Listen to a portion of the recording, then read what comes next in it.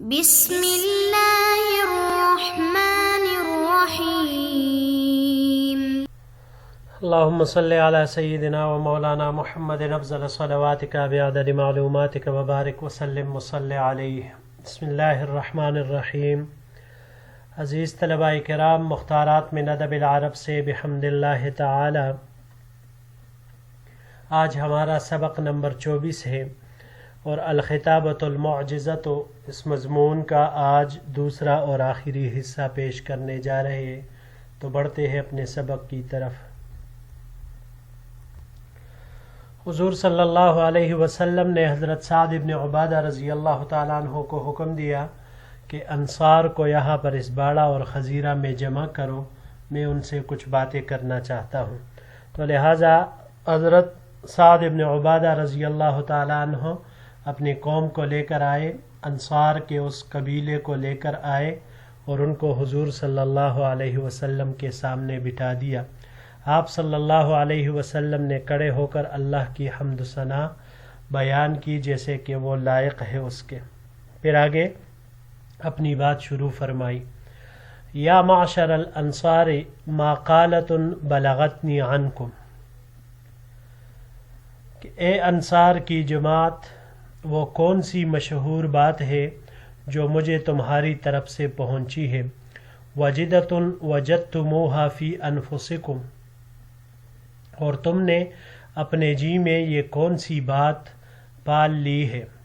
الم آتکم ضلالا فہداکم اللہ بی، کیا میں تمہارے پاس اس حالت میں نہیں آیا کہ تم گمراہ تھے، پھر میرے ذریعے اللہ تعالی نے تمہیں ہدایت عطا فرمائی۔ وعالتاً فاغناکم اللہ بی، تم فقیر تھے، پھر اللہ نے میرے ذریعے تم لوگوں کو غنی کر دیا۔ وَأَعْدَاءً فَأَلَّفَ اللَّهُ بَيْنَ قُلُوبِكُمْ، تم آپس میں ایک دوسرے کے دشمن تھے، پھر اللہ تعالیٰ نے تمہارے دلوں میں محبت ڈال دی۔ قالوا، انصار سب نے کہا، اللہ ورسولہ امن و افضل،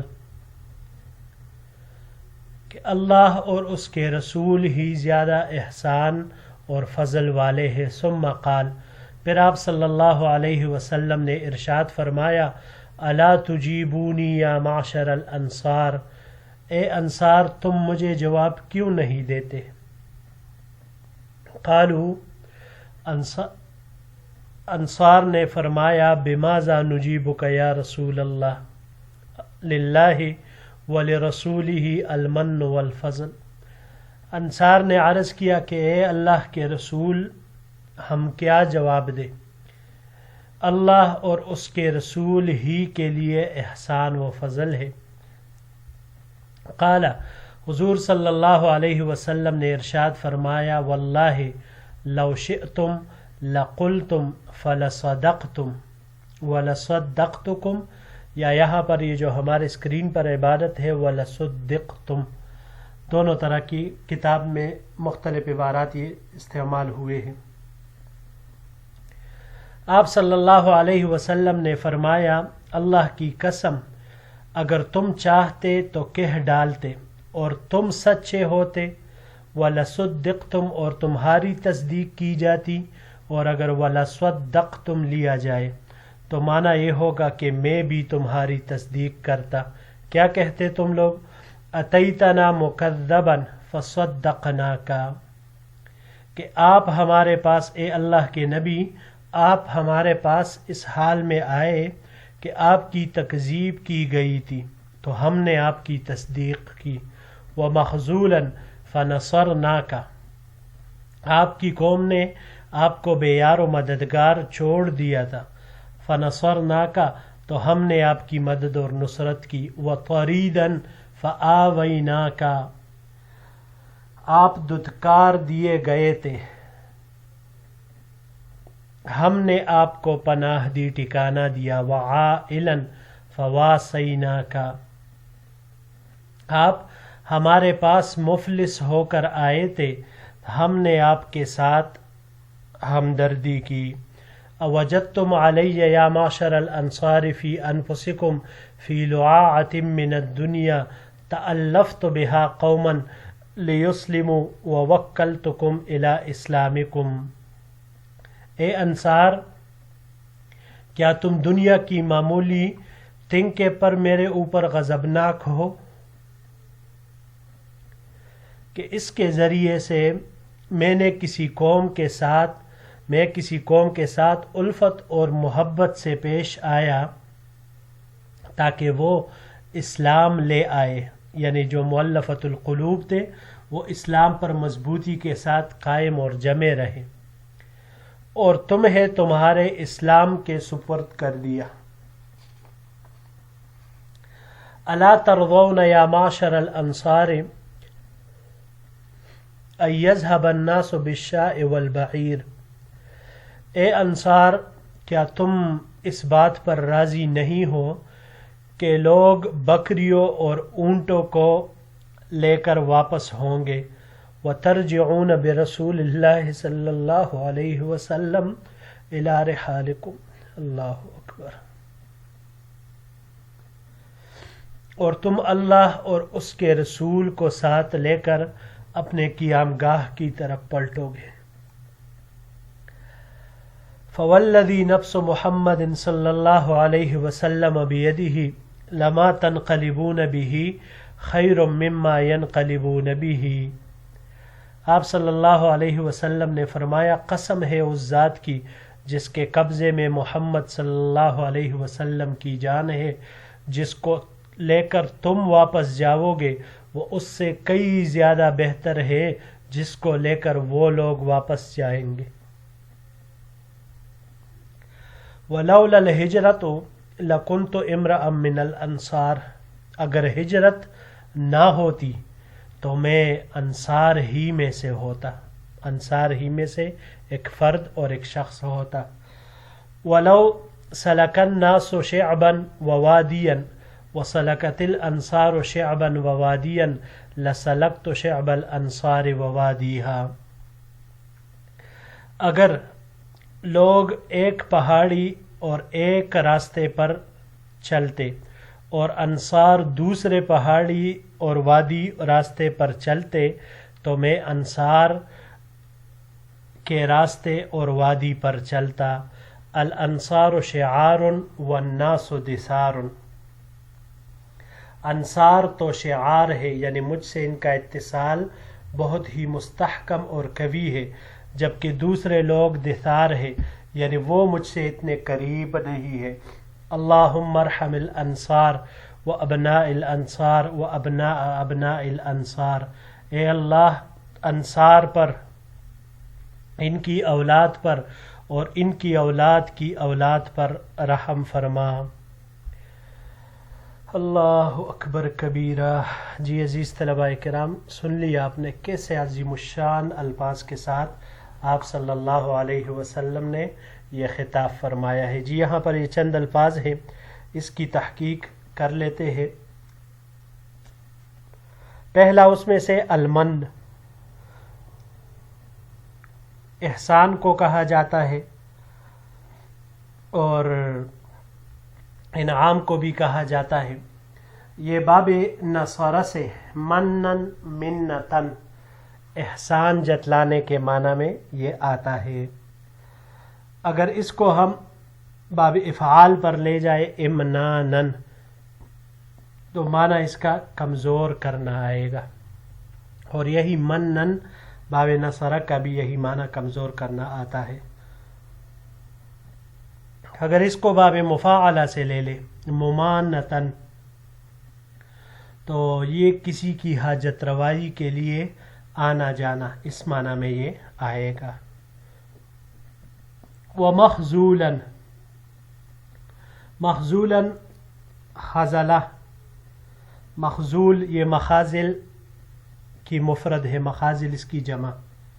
باب نصر سے خزلاً خزلاناً، چھوڑنے کے معنی میں یہ آتا ہے.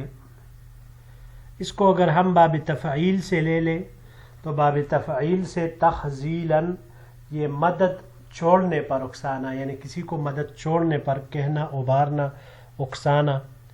باب مفاعلہ سے محاذلتاً مدد چھوڑنے کے معنی میں یہ آتا ہے۔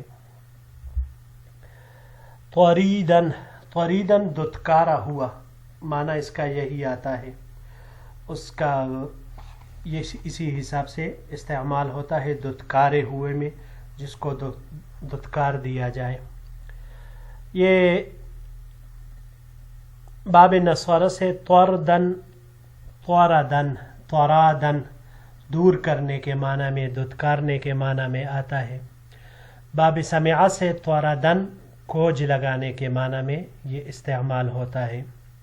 اس کو اگر ہم باب افعال سے لے لیں اطرادن تو جلاوطن کرنے کا حکم دینا، پھر اس معنی میں استعمال ہوگا۔ اور اگر باب افتعال سے اس کو لیا جائے اطرادن تو پھر ایک دوسرے کے پیروی کرنے کے معنی میں آتا ہے۔ فواصیناک، واصیناک وصا، یہ باب ضربہ سے وصین اور باب افعال سے ایساءً مونڈنا، اس معنی میں یہ آتا ہے۔ باب مفاعلہ سے مواساتاً استعمال ہوا ہے، یہ باب مفاعلہ سے مدد دینے کے معنی میں یہ آتا ہے۔ اگلا لفظ ہے رحالکم۔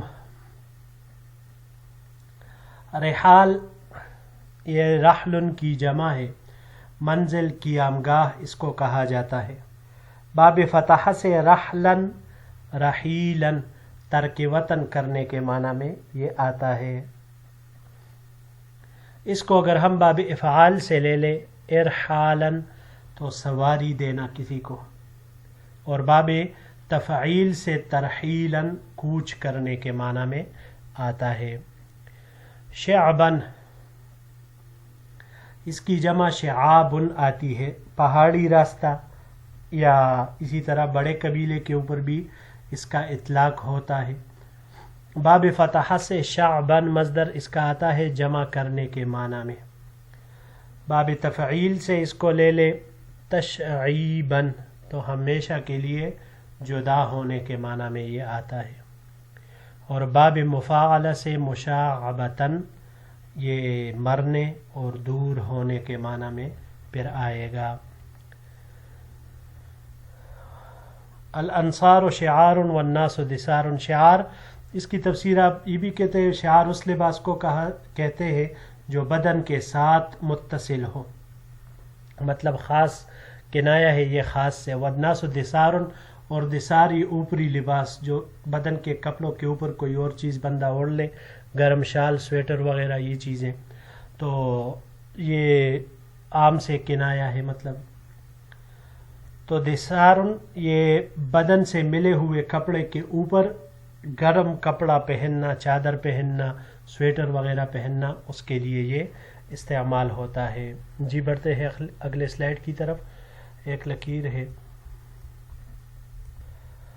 قال، راوی کہتے ہیں فبقل قوم حتی احظلوا لحاهم وقالوا رضینا برسول اللہ صلی اللہ علیہ وسلم قسما وحظا۔ راوی کہتے ہیں کہ قوم اتنا روئی کہ ان کی داڑیاں آنسوؤں سے تر ہو گئی، اور انہوں نے کہا کہ ہم اللہ کے رسول صلی اللہ علیہ وسلم پر تقسیم اور حصے کے اعتبار سے راضی ہے، یعنی ہمارے نصیب میں جو اللہ اور اس کے رسول آئے ہم اس پر ہر چیز سے بڑھ چڑھ کر راضی ہے۔ احظلو حظل سے ہے، باب نصارہ سے سمع سے حظلن ضاد کے حرکت کے ساتھ تر ہونے کے معنی میں یہ آتا ہے۔ باب افعال سے احظالاً اور باب تفعیل سے تحزیلاً یہ بھی اسی معنی میں استعمال ہوتا ہے، تر ہونے کے معنی میں۔ حظاً حصہ، خیر، نصیب اس کے لیے استعمال ہوتا ہے۔ باب سمع سے حظاً اور باب افعال سے احظاظاً یہ نصیب والا ہونے کے معنی میں یہ آتا ہے۔ جی عزیز طلباء کرام، یہ زبردست اور عظیم الشان خطاب ہم نے سنا. یہاں پر یہ بات ذہن میں بٹھا لے کہ صحابہ کرام انصار، ان انصار کا آپ صلی اللہ علیہ وسلم سے یہ شکوہ کرنا یہ مال غنیمت کے لیے قطعی طور پر نہیں تھا، کیونکہ ابتدا میں ہم نے دیکھا کہ وہ کہنے والا کہہ رہے تھے کہ آپ صلی اللہ علیہ وسلم تو اپنی قوم سے جا ملے. ان کو اگر کوئی غم اور شکوہ تھا تو اس بات کا تھا کہ کہیں حضور صلی اللہ علیہ وسلم اب ہمیں چھوڑ کر واپس مکہ مکرمہ تشریف نہ لے جائے، اپنے قوم کے بیچ پھر سے آباد نہ ہو جائے. تو صرف اس بات کی ان کو غم وہ لگی ہوئی تھی، اور یہی بات ان کو اندر ہی اندر کائے جا رہی تھی کہ اللہ کے رسول اگر ہمیں چھوڑ کر چلے جائے تو پھر اس زندگی کا کیا مزہ رہے گا. اور آپ صلی اللہ علیہ وسلم نے وہ ایک حکیم تھے، مرض شناس حکیم، ان کے اسی بات کو سامنے رکھ کر آپ صلی اللہ علیہ وسلم نے ان کو تسلی دی. پھر جو بات ذکر کی اور جس طرح سے خود کو ان میں شامل فرما دیا، تو صحابہ کرام کا یہ راضی ہونا، خوش ہونا، خوشی کے مارے رونا، ہم جیسے گناہگار آج اتنی صدی بعد، 1400 سال بعد ہم ان الفاظ کو دیکھتے سنتے ہیں، ہمارے اپنے جذبات کے اوپر، ایموشنز کے اوپر کنٹرول نہیں رہتا، بے اختیار ہمارے آنسو بہتے ہیں. تو انسان تصور میں لائے کہ جب اللہ کے نبی اللہ اکبر سامنے کھڑے ہو اور صحابہ کرام وہ سن رہے تھے، انصار آپ صلی اللہ علیہ وسلم کے زبان مبارک سے یہ الفاظ سن رہے تھے، تو ان کی کیفیت اللہ اکبر ہماری سوچ سے بھی پرے ہے. تو بہرحال ایسی کسی بھی دل میں، دماغ میں یہ خیال نہیں آنا چاہیے معاذ اللہ کہ صحابہ کرام مال غنیمت کی وجہ سے شکوہ گلہ کر رہے تھے، ناراض ہو رہے تھے. وہ تو نبی علیہ السلام کے دیوانے تھے، انہوں نے تو اپنا مال و حال اپنے مہاجرین بھائیوں کے اوپر بھی تقسیم کرنا، اپنی جو دو بیویاں تھی ایک کو طلاق دینے کے حق میں بھی تھے، مگر انہوں نے اس سے منع فرمایا. وہ تو پروانے تھے، اپنا سب کچھ آپ صلی اللہ علیہ وسلم کے اوپر انہوں نے نثار کیا ہوا بھی تھا اور کر بھی رہے تھے. تو ان کا عرض مقصد یہی تھا کہ آپ صلی اللہ علیہ وسلم ہم کو چھوڑ کر نہ چلے جائے. اللہ جل شانہ سے دست و دعا ہے کہ اللہ جل شانہ ان حضرات کی اتباع صحیح معنوں میں ہم سب کو نصیب فرمائے. آمین. انشاءاللہ العزیز اگلے درس میں پھر آپ سے ملاقات ہوگی. السلام علیکم ورحمۃ اللہ وبرکاتہ.